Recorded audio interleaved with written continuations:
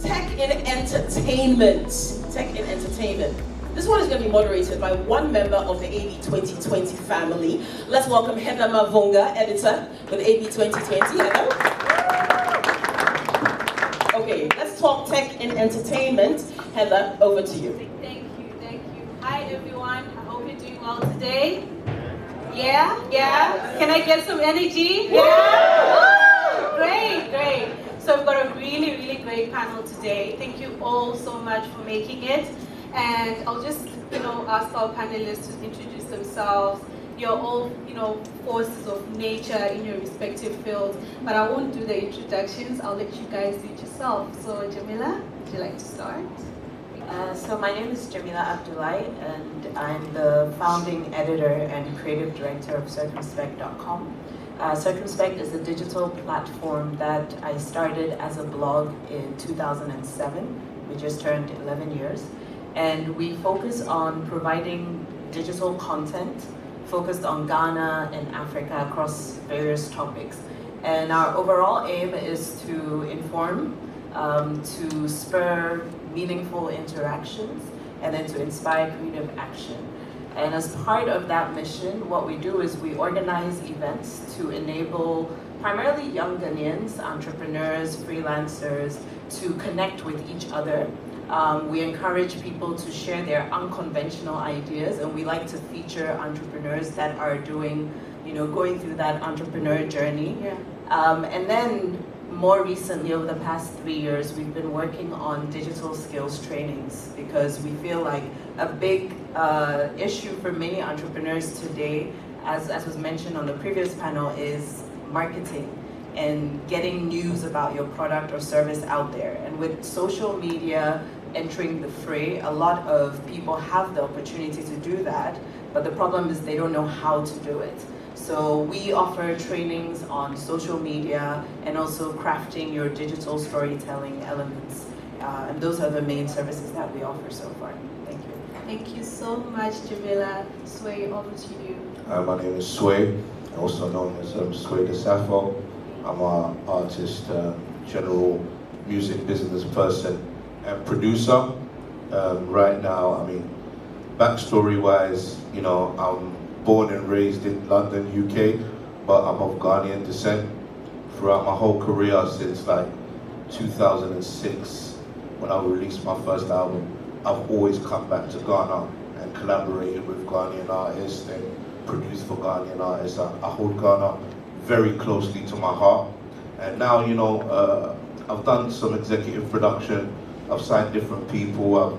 I've signed one of the biggest YouTubers in the world. And I'm now set up a digital distribution company, which I want to focus on, initially focus on Ghanaian talent and putting them in a space where they can get royalties and have their music registered properly, etc. And that's the reason why I'm out here, because I'm looking to collaborate with people, all different kinds of creative people, app developers, etc. And I just want to bring the success I've had in my life and my career and utilize it for my roots. That's also that's what I mean. Amazing. Thank you so much, Sway. Kwaku. Hi, good afternoon. My name is Kwaku Bediako, founder and creative director to CEO. So what started off as a dream when I was a kid is now in reality, and it's still playing out. I remember when I was young, I knew I was going to get into the entertainment phase or entertainment industry. When I was in secondary school, I started designing. No, actually, when I was in primary school, I started designing cartoons, and that energy took me to designing cars and then buildings. And I started writing movie scripts when I was in university, and then eventually, when I finished uni and I got into the marketing communication space, different ideas gave birth to what we now know as chocolate. I'll try and keep it short, but But I think every single stride we've chalked as a brand, as a business, one way or the other could be attributed to social media. Well, to tech to start with, and to be particular social media. And I'm sure as we as we go, I'll share more insights. So that's my story. Thank you. Manifest, your turn. Let me show you what shot is. My name is Manifest. I'm a musician, I'm a professional disruptor, and an aspiring collaborator to tip the points. Yeah, that's it. And a gold MC. All right. Thank you all so much for sharing your histories. I'll start with you, Jemila, since you're right next to me. How has tech enabled your career? You started 11 years ago. That's a time when no one was thinking about blogging, and now it's transitioned into definitely what is clearly a very successful digital marketing business for you. How did you start? Well, I think an important thing to note was that I didn't actually start Circumspect on the continent, actually. Mm-hmm. I was in Europe. But I think that's important because I had access to the internet. I had access to different events. I had access and time to be able to do and create such content. When you look at the landscape in Ghana and other African countries, that's exactly what's missing, right? It's having access to the internet, having access to the skill sets, and having the time to be able to also collaborate, as he mentioned. But I would say that with regards to tech specifically, I actually started using technology at 4 years old. When you're 4? Yes. What were you doing? Okay, so my dad actually is a computer scientist. So that was my early introduction to technology. I started using his computer. It was a Mac, the old Mac, and I would use it to play games. And then later I would graduate to these word processor and math processor games. And so for me, I think it's a question of what's your first experience as in digital. That's really what it comes down to, and that's what we are trying to address at Circumspect. We're trying to help people ease them into using digital tools, using the internet, specifically social media, so that for a young girl, for instance, when she goes online for the first time, if her first experience online is somebody calling her names, it means that down the line she's less likely to go online. And there's actually a report on this. I see. So definitely it's like a path. And for you, once you find your path, it's just then building up on it. All right, and it's, for you, it's a path, but it's also equipping people and empowering them to be able to chart their own paths. I see. Yeah, and that's mostly what you do now. How about you, Sway? How does tech enable your career, and how did you start? I think tech is very important now because it offers transparency in the marketplace, especially for music artists that are selling units. I mean, being from the UK, like there's a really great system for how many records that you've sold. You know, they have barcodes. I remember I used to come back to GH and link up with some of my GH artist friends, and they'd release albums, and I'd say, how many have you sold? And they'd be quiet for quite a while. Yeah. You know what I mean? Yeah. And they'd be massive. They'd be all over radio. Everybody knows their songs, but they wouldn't be receiving any revenue for anything because they didn't really track. How many years ago was that? We're talking about 10 years ago. 10 years ago. But things have moved on, and what I'm saying now is that now everybody could have transparency because, you know, like if your artist based in Kumasi or you're Madonna, you're on the same Spotify. It's not a different Spotify for Madonna and a different Spotify for MC Kumasi. You know, so now you can see like exactly how many views and how many streams people have got, and you can correlate the revenue, and that revenue should be getting paid to the artist as opposed to it getting lost in a black hole, you know. And that's one of my passions, to make sure. I find it a little bit disheartening sometimes when I'm in the UK and I see the old rock and roll guys still making money off their catalog, and I see the high life guys over here, you know what I mean, some of them can't really even afford, you know, hospital treatment or something like that. And they're legends. Yeah, and the diaspora are still playing their music. True. So where's that revenue going? Yeah, what about you, Manifest, as a musician?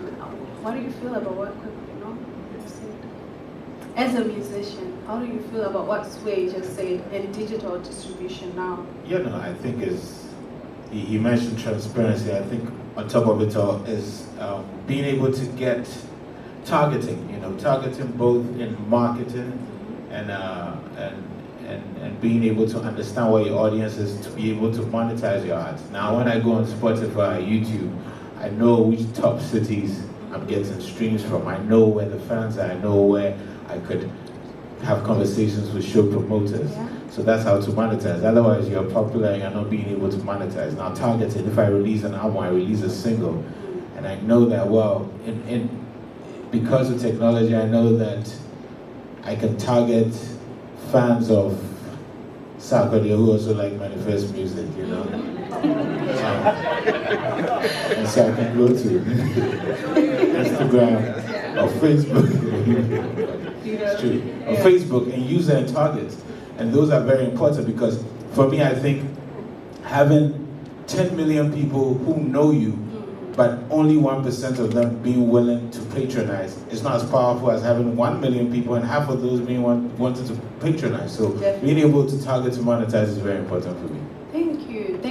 And Kwaku, I see you nodding a lot. I feel like you agree with what he's saying because you spoke about social media and how it's propelled your business. Just how you become this award-winning designer who's dressing celebrities now.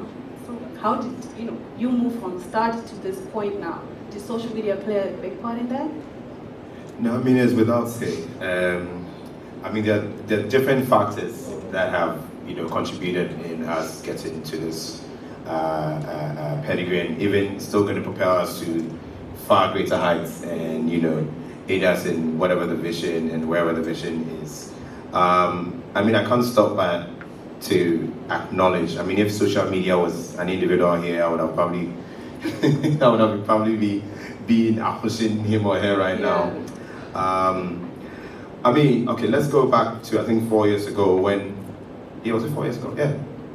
Yeah, 4 or 5 years ago, when we got the opportunity to clothe the Black Stars when they went to Brazil 2014. At that point, we didn't have any social media platform. As a company? Sorry? As a company? Yeah, and even including myself. I've moved from being a very loud, crazy person to being a slightly more sane person now, still with no social media. We love you just the way you are. So so during all these Black Stars strike, there was nothing like Facebook. There was nothing like, we didn't have a page on Facebook. We didn't have a page on Instagram. But yes, we were on WhatsApp, but we were still not exploring it like the way we weren't exploring it as much as we're exploring it now. Okay, so fast forward to after Black Stars, there were a lot of controversy on who actually made the clothes. So many people were coming up saying they did it, but they weren't the ones who did it. Fortunately for us, we had started clothing the likes of my God MC on my left, another known ace journalist and media personalities, and it was a huge talking point in offices. And then that was when different stories came out and pictures started coming out, and thanks to us, we had built an insignia. I mean, my stay in the marketing communication agency taught me a lot about branding. And we started this whole idea of putting a sign on insignia, building ethos around the brand and giving the clothes more meaning than what it was. So as the debate kept on going back and forth, people couldn't help but to see the C, which is our insignia, which is like a dripping popsicle that has been bitten. That's how people know that this is chocolate. That was how people were like, no, look at this, I've got one, look at Manifest, look at this guy, look at Kwaku, look at this. So that's what they always, so that was where that weekend started coming in, a good point of reference, right? And I think just after we thought about opening up our social media page, so I think somewhere in 2015, we actually started opening up different pages.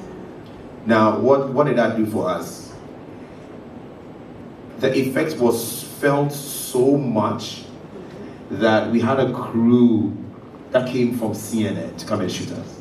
Because they found you. They found us on social media. They found your branding. They found out the strides. It's not just about the clothes, but the whole association. Wow! Like if this was in the States and I'd made clothes for even the least of some basketball team, that would have been news.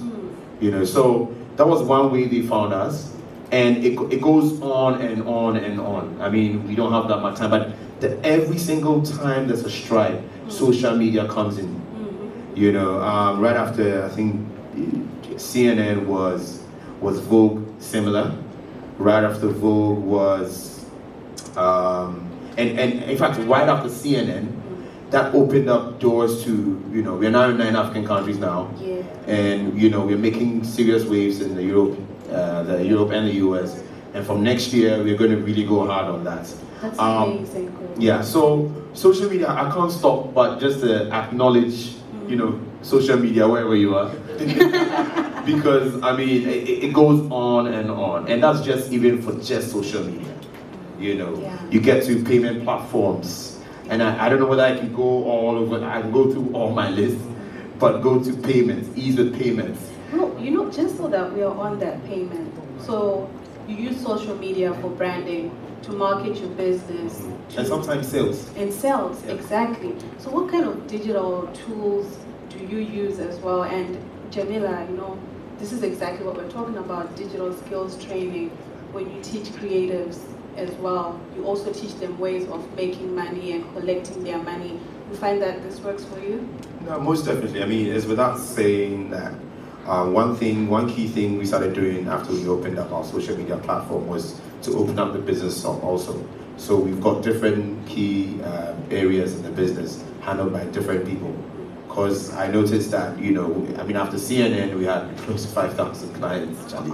You can't be the same person doing designs, the same person cutting, the same person going to. I mean, it just started becoming a little bit messy. So we decided, okay, you know what? Let's open up the business. Let's figure out the different sectors that, you know, we can have in our business. And so now we have the likes of 2 key personalities that are handling our social media and, you know, digital space. And, you know, it's one of the last things I was going to say was actually how we can collaborate, because tech and digital is really the future. Absolutely. And a little of what we've seen is it's given us peace of mind. Definitely. You know, I talked about payments initially, and, you know, it's without saying, it's one of the key reasons why a lot of businesses fail in Ghana. What do you think about that, Manifest? Do you think a lot of key businesses are failing because they're failing to unlock the power of digital? As a musician, is your entire business online? Everything No. It isn't yet. I mean, we have to understand what the reality of the landscape is. True. And depending on what field you're in, and in the case of music, you can even look at how many people have smartphones and what that penetration is, and how many people are online before you start beginning to believe your entire business is online. But there is a significant level of, there's an aspect we can look at. There are influences, for instance, that are important. Now, for me, so the question is, are people losing out? Yes. Not using digital? Clear answer is of course, yes. But I mean, it depends on what you're doing. You have to be quite careful. I know an artist from Zimbabwe, Kutinai, who, you know, he's a more of a fine artist, etc. He's not on any social media, and he doesn't have to be. But his stuff is in galleries all around the world. He's cool. Shout out to Zimbabwe. Yeah, let him keep his mystique and be fine. He's cool. I mean, but you probably cannot be a musician currently and not have social media. You'll be definitely losing out. Like I said, the targeting and the ability to even get a pulse of what's going on, you know, and to understand what the fans are doing. And because part of being able to be an independent musician now, which most of us are on the side, no matter how we might hype whatever label we are on, which is pretty much your team, like these people, etc. You have to really have a way to be able to cut out the middleman as much as possible, and technology is going to afford that. I'll give you 2 quick examples and then we can move away from me. One is when I was releasing my last album in 2016, we're trying to figure out I mean, people were still buying CDs, kind of. We're still trying to figure out how those who wanted CDs could get it, because the idea of the record in the CD shop or the record shop is dead. It's been dead. But there's still people in Ghana who like to bump CDs, or at least 2016, and who do not have. There's no Spotify in Ghana. There's iTunes, but many people are not subscribed. So you have to we're trying to reach those people as well. So we partnered with a website called 15 Ghana, who found just a way to use mobile money payments and basically did free delivery for us as well. So it helped us. It didn't make us an incredible amount of money, but you definitely got an amount of money that you would not have gotten by just relying on just the streaming sites and other, now traditional things that most of the world uses. Great. And the perfect person who's got something to say about that, Sway. I know you have a lot to say about digital distribution and artists getting paid, what they are worth, because music never dies, and we all know royalties are like pension for artists, Yeah, most definitely. I think people in general are starting to get the idea now that in order to get investment, you've got to get the ball moving yourself. There's no more excuses anymore. Back in the day, people would say, oh man, I can't afford a music video. Now, if you've got the right iPhone, you can shoot a video on your phone. Absolutely. It's all about creativity. Like I said earlier, in 2014, I signed a YouTuber just based off his personality. That person ended up in a short space of time getting 2 million subscribers, and he didn't leave his bedroom. 2 million? He never has to work a day in his life. He has 20 million now. Oh. Yeah, Okay. and he didn't have to leave his bedroom. He literally, we used to the only time he left his bedroom when he came to the studio, when I'd bring him to the studio and we'd do some records. But most of his videos, he'd be playing FIFA, he'd be doing spoofs. It didn't cost him a penny, and now he's one of the most wealthiest entertainers in the game. While there's other people who are thinking, I don't have a record label because I can't do this, I don't have a manager because I can't do this. Those days are gone now. The YouTube space is for everybody. Twitter's for everybody. It's dependent on the content that you create and how consistent you are with your content. You can't have one good idea, post it, and nothing happens with it and give up, because nothing ever works that way. You have to have several good ideas and be consistent. You see one person appearing, you see 2 people appearing, 10,000 people appearing, 1 million, and then it goes from there. Consistency. So in the information age that is already here, your natural talents will pave the way for you. And who can speak better on consistency than someone who has run a publication for 11 years? You, Jemila. Do you think digital skills and having the right digital training, especially for people who are multi-talented, they've got a lot to do, how do you ensure in your digital skills training that you help those people focus and be able to have that consistency that Sway is talking about? I think something Manifest mentioned about the fact that even though you're using these tools are just mediums. At the end of the day, you are the common denominator, whether it's online or offline. And so when it comes to working with entrepreneurs, a very important part is to figure out what your narrative is. Because to be honest, everything that everybody is doing online is storytelling. It's digital storytelling, whether it's through video, through clothes, through distribution, who you support, it's all digital storytelling. So we try to help entrepreneurs figure out what their narrative will be online. And once they're able to figure that out, then they can replicate it across different platforms. And he mentioned that it's about content creation, but it's also about figuring out which of these platforms work the best for you, or which of these tools work the best for you. So even though there might be hundreds of social media platforms, and we know the 3 main ones, Facebook, Twitter, Instagram, at the end of the day as an entrepreneur, you need to figure out where your target audience or market or customer is going to be, what kind of content they would be interested in, and how they consume that content. And then you leverage and create according to that.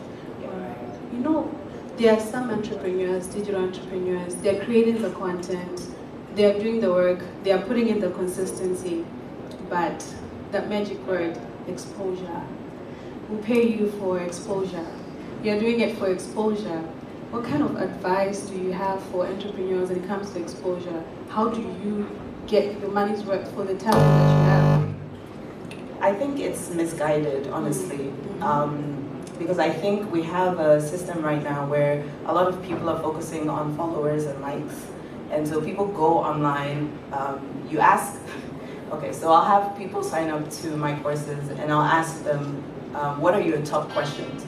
And one of the questions they'll always ask is, how do I get followers? You're asking about followers when you don't even have a platform yet. You don't have a blog, you don't have a social media account, you don't have content.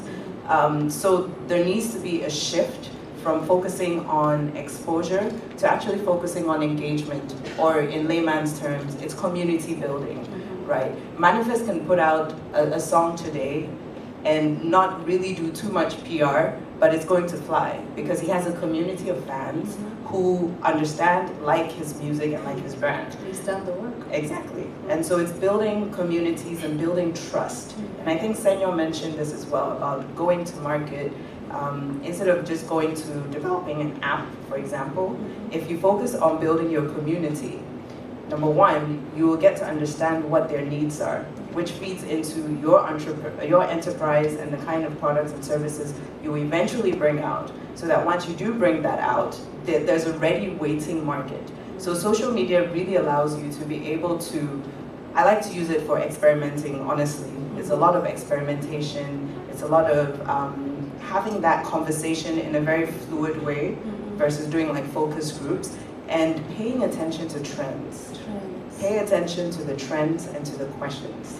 If they're always consistently, maybe with Ghana's cycle, you can see that consistently around the Hamatan season, we always have Dumso. That's consistent, everybody knows it, right? So if you're an entrepreneur, you can look back, go through the analytics on social media and look to see what problems people are talking about over Hamatan period with regards to electricity. That's like free market research for you. But a lot of entrepreneurs haven't yet figured that element out. And so that's why we do the trainings. We really are trying to get people to rethink how they use social media. Yes, initially it's about establishing relationships. But beyond that, it's also about business intelligence. It's also about fundraising. It's, yes, marketing, of course, and so on. Oh, thank you, Jemila. And Manifest, I just have a quick question for you. What kind of digital tools do you think musicians need right now to be able to propel their careers, sell their music, be able to have that transparency? Well, a lot of them already exist, to be honest. It's just how to harness them properly to Even for African musicians? Yeah, I mean, even for African musicians, you can still sell on every digital streaming platform, and you can still have an account in which you can look at the data and the stats of where and all of this. And then, yeah, so I think it's really trying to harness it a bit better of some of these digital streaming platforms, for instance, and trying to understand what those numbers mean. Trying to understand. Which ones do you use? Basically Spotify, iTunes. I mean, in terms of streaming, I pay a lot of attention to that, more than YouTube. Because let me give you an example of the numbers. Well, somebody put it out on Twitter once, but it changes. But this was an average mean, where 1 million views on YouTube is like what, $600, and 1 million streams on iTunes is like $8,000. Yes, and then on Spotify about 5,000. So for instance, I'm thinking as a musician, if you know some of these things, you know that, yeah, YouTube is great for your audience, maybe helping you get popular in shows and other things. But you should focus on these other things that also bring you more revenue, and how to push ads towards that, so that you're not just thinking of just, I mean, if you're in Ghana, let's look at it from the point of view here. Like I said, you can go to a lot of people and they would have downloaded and are spreading your videos and your songs, and so you don't actually see the real numbers of who has it and how it's spreading, and so it might not affect your bottom line as much. So being able to harness the different ones that might affect your bottom line better is, I think, is the way. And so that's one, and two, I think just trying to maybe collaborate with people to find innovative ways to tap into a market that is sometimes still kind of basic in how people consume music and culture. And also, finally, I think a very important aspect of it is just being able to speak to other potential collaborators and say, this is why I'm an influencer, and this is why my value is this. This is why if you want to come to me to work with you on this project, this is how much I'm charging you, because I actually have the facts to say, yes, you go on my Instagram, yeah, the majority of people are 18 to whatever, this is the number of them, this is how they interact, this blah, blah, etc. And then so, give me $200,000 this year and we'll do the campaign for you. So collaboration is the answer. Yeah, no, so yeah, you need it for information also to state your value of who you are. Definitely. You know what I mean? Yeah. And I think it's important in this landscape or ecosystem in which some of the traditional ways of making money, which is streaming and royalties, a broken royalty system. So you have to use technology for now in ways in which you can, assert your value. And then, okay, one more thing, just sorry about that. But just finding other innovative ways to do things, like selling tickets. Yeah. Ghanaians don't sell tickets online. They still go to the shell shop.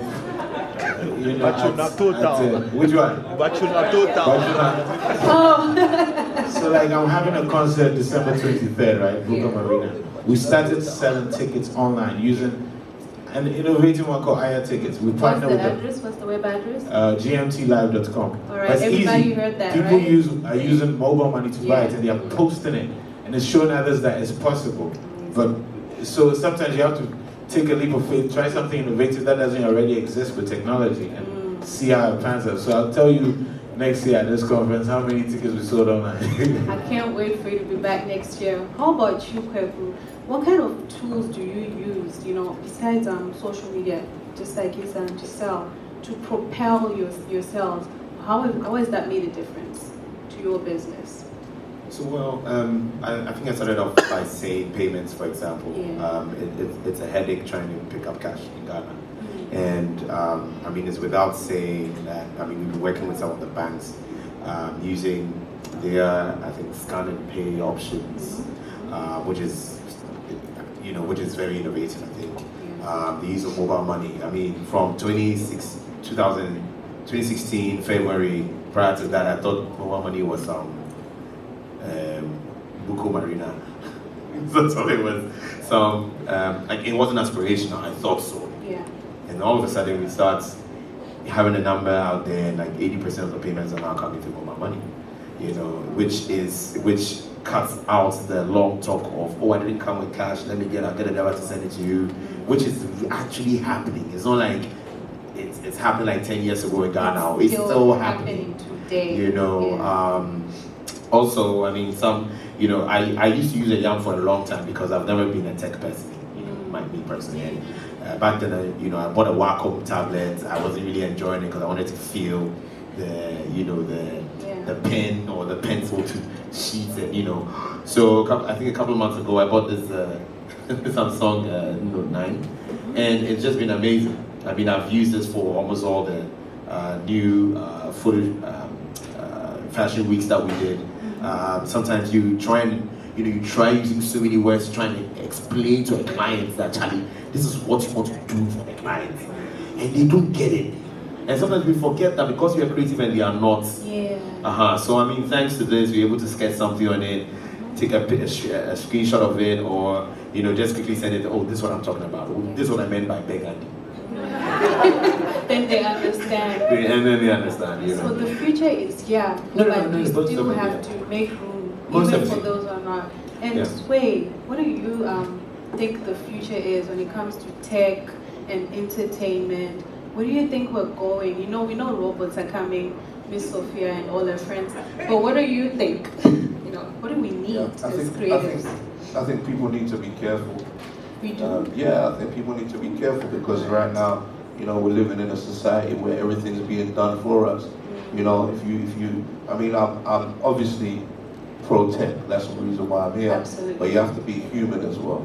Because at the end of the day, if everything is on the computers and everything is being done for you, what if those things shut off? What do you have left? I'm the type of person that still pick up the telephone, and talk to people. It doesn't have to be WhatsApp every single time. I like to meet up with people and talk to people, even when I'm doing business, when it comes to whether I'm producing for an artist or a collaboration. Majority of the time, I like to be in the studio with the artist or sit down and link up and catch a real vibration. Because, because frequencies can get lost over machinery. You know, and with music, we deal with frequency, so we have to be really careful. So I do believe in the tech space, but I also say don't put all your eggs in one basket.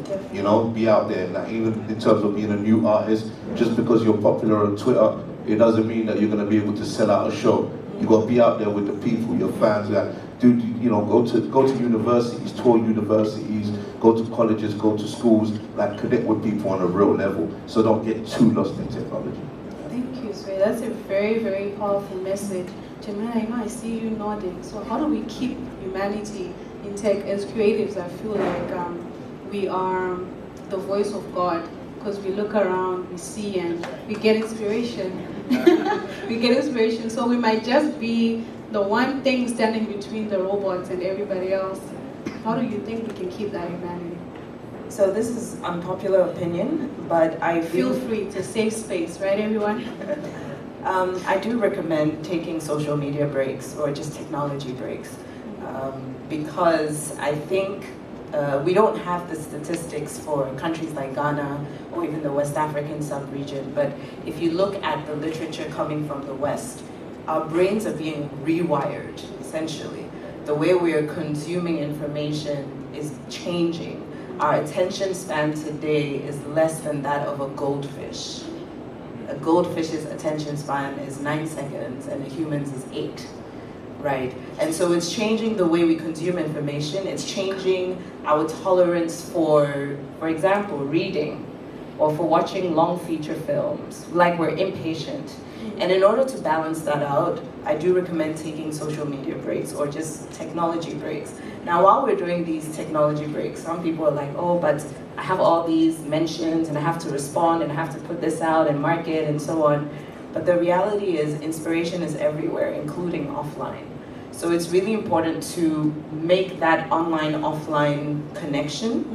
And you were asking earlier what the future of tech might be. Yeah. I would say it's about experiences, and you're already seeing it. It's moving from product and service to experiences. And so even with Circumspect, where we focus a lot on creating content, digital content, we have offline experiences where we gather people in a room like this and have real conversations about everything from what work is like to what it's like to be an African today and struggling to make your way and whatever. And I think that's important for just all entrepreneurs and also in the media space. And with media and entertainment especially, I think there's an element of infotainment, which some Ghanaian artists are already doing and some Ghanaian designers are already doing. They're bringing the socially conscious element to the work that they do, but more of us need to do that.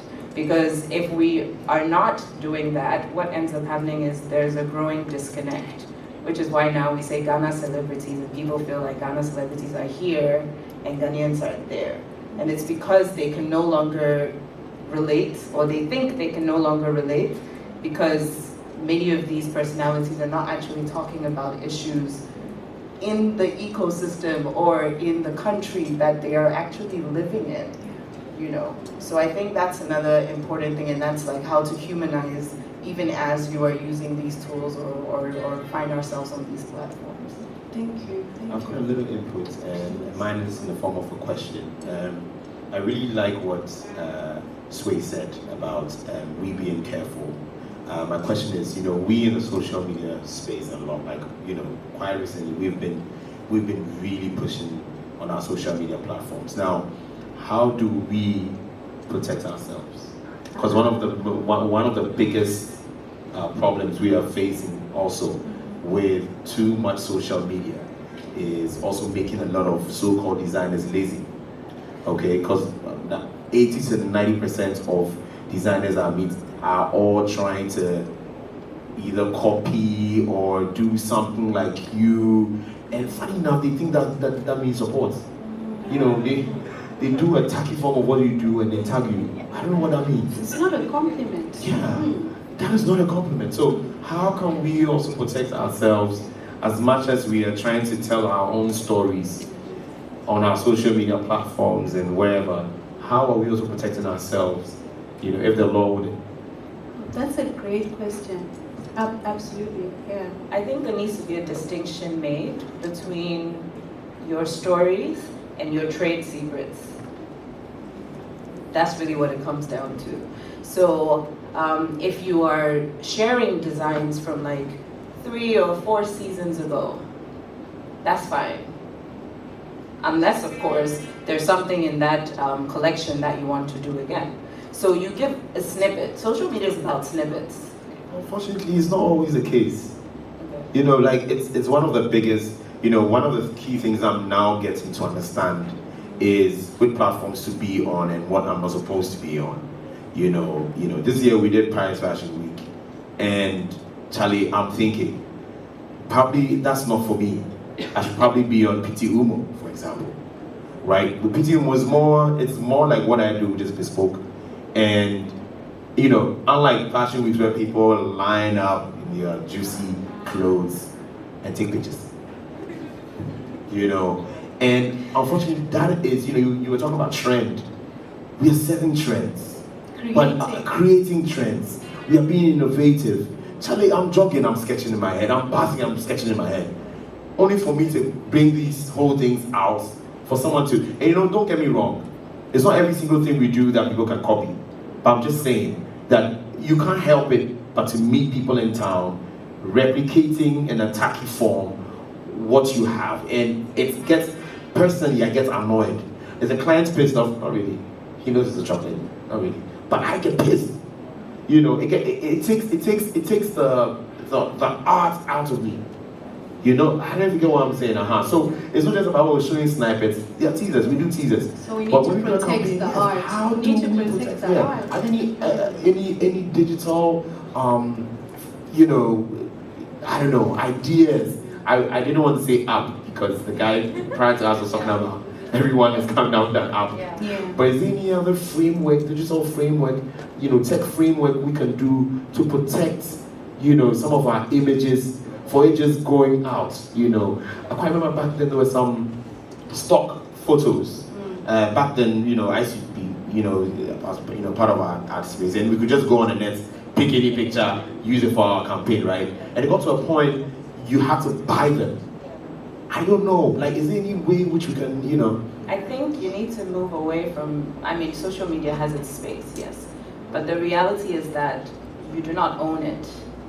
That's what it comes down to. No one does. You don't own it. If Facebook decides to quit, which given the way they're going these days, it might happen sooner than later.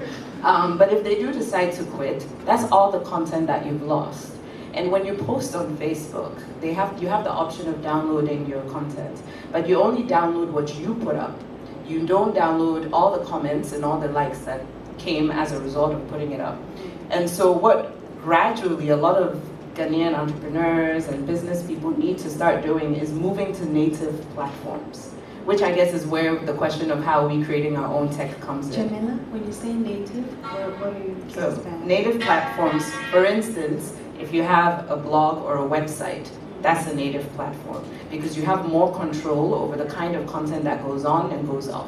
So if you had, let's say, a website, an e-commerce site, for example, you actually have plugins that you can use to prevent people from right-clicking and downloading your photo, right? But you can only have that kind of flexibility when you're looking at a platform that you actually own and manage, yeah. And I think this is where institutions like the Accra Digital Center could help out, because the issue in Ghana right now is we don't have policy frameworks around this. And what he's talking about is plagiarism, which I totally detest, right? But until, as creators, we come together and agree, initial step would be to name and shame people, no, honestly, people who do that, it's going to continue being a problem. I'll just give you one example. There's a fashion designer in... Quick one, yes, in Senegal, Tongoro Studio. She's a young woman who moved back home. She makes beautiful designs. And she started making these bags, which are inspired by the baguette. And she said it was inspired by the young Senegalese person who wakes up every morning, takes their baguette to eat, and then goes to work. And I'm trying to remember which brand it was. One of these really big brands, either Yves Saint Laurent or something like that. They copied the exact same thing, and it showed up on wherever. Now, because she has a community of committed customers, that's how they found out about it. And what ended up happening, similar to you, is media agencies picked it up. And so now I don't want to know like how she's handling the kind of requests that she's getting for her business. But there's an example of where she didn't hesitate to put it out there. Her community, because they support her, also put the information out there. And yes, she might have, they might have ripped it off to some degree, but at the end of the day, the cost is not going to be as big because now she can actually make up for it in sales. So that's the only way in the meantime, until we start having intellectual property regulations, and then hopefully have a government that does not encourage plagiarism to kind of stop that culture. So policy, we need policy. That's great. So at this point, I'd like to open up all questions to you guys, whoever has burning questions. Thanks for having me. I just want to contribute a little to what Jemila said earlier. I think we have a big problem collectively as a people because first and foremost, we have a lot of a lot of laws that actually exist but aren't enforced. Now, with the issue of plagiarism, I think it's been deeply embedded in our society, and even our educational system is such that we are not raised socially to create innovative solutions to solving problems. And that's why you have a lot of imitation creatives. I'll give you a prime example. In the field of advertising, for instance, people are giving briefs to create artworks to solve a specific problem related to a product or service, given a specific target audience or a demographic, right? So, if I'm a manufacturer of tin tomatoes, and I come to you to come up with a creative solution to solve my problem in advertising and reaching my audience, whatever creative solutions you come up with, ideally, should be suited to that specific product, okay? So now using this as a rule of thumb, I mean, there are variations and deviations of, from this rule. I worked in advertising for a while. I did lecture it at the tertiary level for a while, and it was very frustrating. Most of the time, I got into a lot of very near abrasive discussions, which sometimes escalated into arguments, even with members of staff. Now, deep inside, we are not in a system or a society that nurtures creativity. That's why it's easy for somebody to start something, see what someone else is doing, and they just copy it. So if you're driving in town, you see an IPMC billboard, which ironically teaches creative disciplines, right? Their hashtag is, I think their motto is "Your future begins here" or something like that. And then you see a picture of a superstar, a John DeMello, a Becca. I don't know who the face of IPMC is now. And you're smiling, broad green, hands like that, a computer mouse in hand. Your future begins here. Now, if I take an exact photograph with all the writing, placement, and I put Gino tomato paste, I just Photoshop the mouse in hand and put like a can of tin tomatoes there, and I write Gino tomato paste, the ad works, then there's a problem with the ad.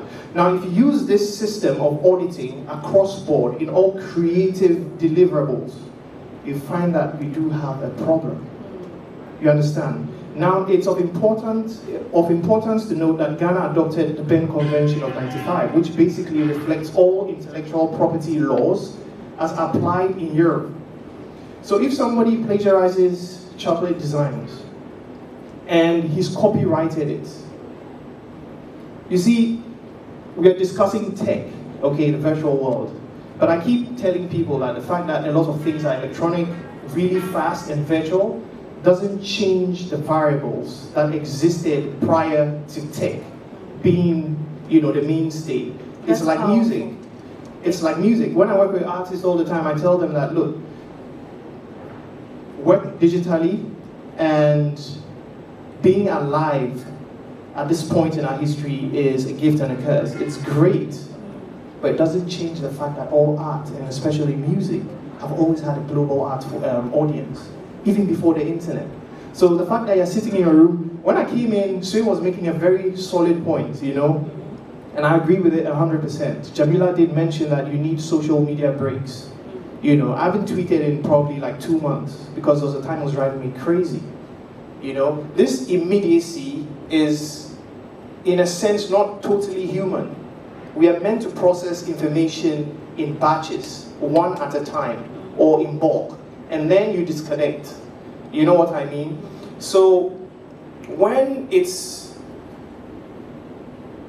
people bring up the issue of entertainment, tech, and the internet, without failing to bring up very critical issues, especially those that apply in a creative space, when people create intellectual property, I find it very problematic, because in my daily interactions every day, some of the people who are the least knowledgeable about intellectual property are creatives, which is sad, because in a way, people carry titles without being responsible for them.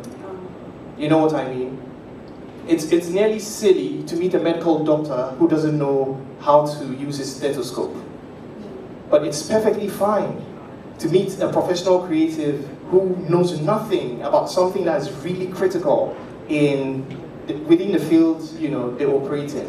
That's a lot to think about, Kofi. I think you've just given us a complete breakdown of what we need to really focus on. And based on that, Sway, would you like to respond to what Kofi said? Because he referenced your point. About the whole plagiarism. Just plagiarism, yeah. For me, it's a bit of a grey area, because as a creative, we all take from each other. You know, so kind of like one mind. You know, like if you're born in London with Ghanaian parents, there's likelihood that you grew up on Danny Lumba and Michael Jackson. So we're all going to be thinking similar. So when it comes to melodies and stuff like that, we're going to be incorporating those things. Where it comes to like fashion, when you do something like completely unique, that's your thing, and you deserve, like, somebody rips that off, and somebody rips it off badly, that's a good thing, because you're still the best. You know what? Let me just finish what I was saying. If somebody rips it off badly, that's a good thing. If somebody rips it off well and makes money off it, that's where you go for the attack.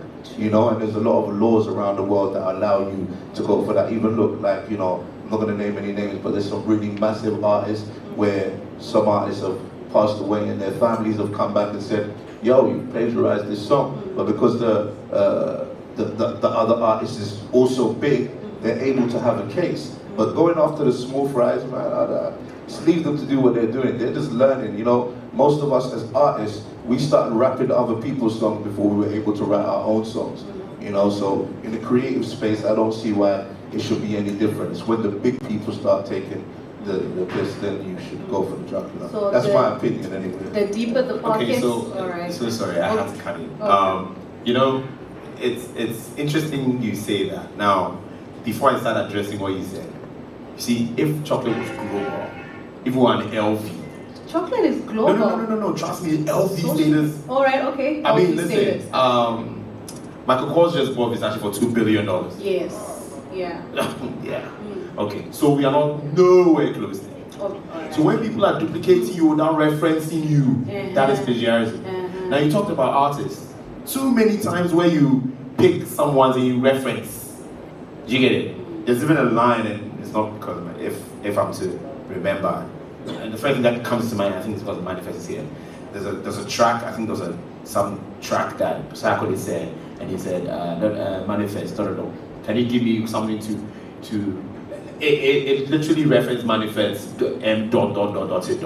Pretty much you referenced manifest, right? You understand? If you, let's say you say this is your collection and it was, and you reference, let's say the chocolate whatever thing, and I was like, okay, that's cool. but 99.9% of people copying, like, listen, someone come and copy chocolate when they see me in town, they're showing me attitude. Yes, that is how crazy it is. Like, you're wearing a fake, like, listen, when I see you in the club wearing fake chocolate, I'm doubting the kind of champagne you're popping. You understand what I'm saying? So once you reference, for me, I think, it's without said that yes, we always borrow here and there. My best app on my phone is Pinterest. I'm always on Pinterest because, Charlie, it gives me so much ideas, I color it, modeling, blending, etc. More film. Yes, but, we all get where we get our source of, inspiration from. But really, if let's say we've all not gotten to the top, and then you are a brand where, yes, maybe you made name a couple of years ago, next minute, all you do is to copy a full line of what you do. And apparently in the law, and what I read, or what they told me was, the law talks about a collection, not a piece. So in other words, if you are saying that you have 20 pieces in a collection, they copy 19, it's fine.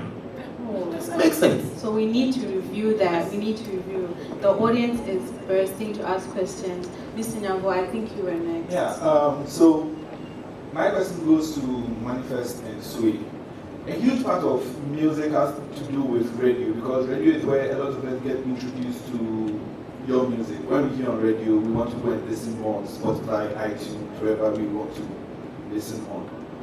But I know there's an issue or there's a problem with how there's always been this fight between musicians and radio. There's always been this love-hate relationship. And I want to hear, in the context of Ghana and UK, Manifest Ghana and Sweden, definitely UK, how you guys are able to track your music on radio, if you do it, and are you interested? If you are not interested, why are you not interested? If you take royalties, how do you get paid and stuff like that? So basically, a lowdown of your love-hate relationship with radio stations, and if you do pay to play, do you partake in any of that in Ghana and in the UK? Yeah, so. Me personally, I mean, I don't have a love-hate relationship with radio. I have a love-love relationship with radio. Double love. Yeah, so like, I never had no problems with radio. Radio DJs are the reason why so many artists get popular. Radio programmers are the reason why so many artists get popular. It's a little bit of a sad time for radio, in my opinion, right now, because the middleman's being cut out. People are going directly to streaming services or just seeing what's popular through Instagram. Somebody's dancing to a song on Instagram, you're going to hear the song for the first time as opposed to when you hear it on the radio. And also in the UK, I mean, it's a bit different because there's a system. If you're on radio in the UK, when you finish your show as a DJ, you have to write down every single song that you played during your show. That has numbers that are correlated to them. Those numbers get sent off to a company called the PRS. The PRS take money from the radio station and they pay the artists. So we don't really have a problem when it comes to like making money from radio, but I know that there is a huge issue. There has been, I'm not sure about now, but there has been a huge issue with radio when it comes to African art, or Ghanaian artists. So I'll let Manifest talk about it. Yeah, the only royalties I receive from radio have not been from Ghana. So just to be clear, which is tragic because I think it's a major source. How is it being tracked? Well, ideally every radio station is supposed to be able to keep track of it and be able to report it, but that's not happening. And the Gamro, I don't know how they are handling it. But let's move to the positive. There are a couple of private people or companies who are trying to figure out ways to track it. I know I've been approached by two who've done trial 1 month runs. How they are doing it is they try and stream the stations online. There's digital prints to every song. So they have these songs streaming and then they'll try and give you a report. But once again, internet problems in Ghana, sometimes it's not streaming all the time, etc. But there have been 1 or 2 private companies that are trying to offer that as a solution. But that's one layer of it. So then if I have my stats and I said, okay, Live FM is playing me this number of times, etc., how do I move on from there? As a private citizen, how do I move on from there? I mean, I need legislation and a kind of an infrastructure framework legally to enforce it to make sure that there's a revenue stream. Times are changing, so I think the question is, you said people hear your song on radio and go to stream it. Maybe radio is being informed by what people like by finding it on the internet as well. You know what I mean? I personally, I'm an artist that did not get immediate radio love, and I feel like people started gravitating towards me on the internet first. And then I would see on Twitter, for instance, that a DJ will tweet something asking people what they are, and all my fans would go at them like, yeah, we want this Manifest song. So for me, it went the other way around. But radio is still important everywhere I go. When I go to the UK, I want to go see DJ do I want extra, because it still opens doors. But even radio is finding its way into the social media space, etc. So yeah, it's not a love-hate, but in Ghana, it's a tedious, sort of complicated relationship, which is not benefiting the artist financially. Rather, artists are paying to be on radio and not getting anything back from it, except fame. If you fame, we good job. Yeah. Thank you, Manifest, and shout out to DJ Edu on One Extra BBC for putting everybody on from the continent. Shout out to you. So we have time for only one more question. Oh, great. Thank you very much. I speak as a lawyer, funnily enough, and I think legislation. Yeah, a lot of the discussion ended up being sort of legal, lots of legal issues for creators, and you see it right through the ecosystem. It's not just entertainment; it's also through the startup incubation process as well.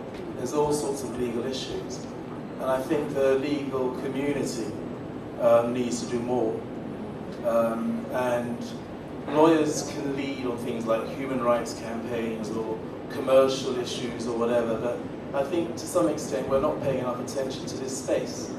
And so, Manifest, I know you have lawyers in your family, I know lawyers as well, and I think we need to make our lawyers, our legal community, more responsive to the needs of creators in our society. And I don't know how you do it, but I think that conferences like this, perhaps at some stage you could have a panel talking about IP rights and enforcement of IP in Ghana. Definitely. Maybe for a future agenda. I've taken a day out, I was here yesterday as well, and it's quite hard for lawyers to find time to spend a whole day at conferences like this, but I think we have to, otherwise this community is being let down. And I just to deal with the two separate issues, there's an issue around intellectual property, and I think that the chocolate experience and others, it suggests that actually we don't have to replicate what is done elsewhere. And what I mean by that is Sway talked about the fact that, you know, we all grew up listening to African music and to often black American music of the 60s, 70s and so on. We grew up on it, and those ideas influence us. And I don't think you can take the IP culture, say in the UK, and drop it in Ghana and expect it to work. I was at a funeral 2 days ago in Kumasi, and the drumming, the shanty drumming was amazing. It was, you know, the polyrhythmic beats and all that kind of stuff. It was just absolutely fantastic.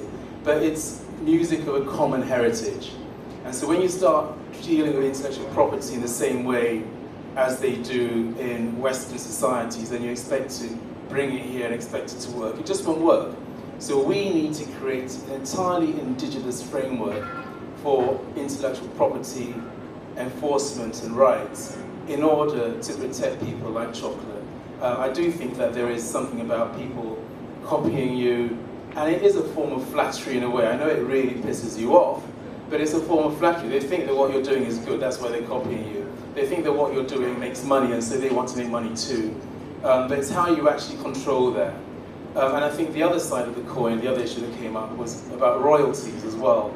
So you've got two slightly different issues, and it's really tragic to see some of our older artists dying and being destitute and not being able to afford hospital care because their royalties are not being paid to them.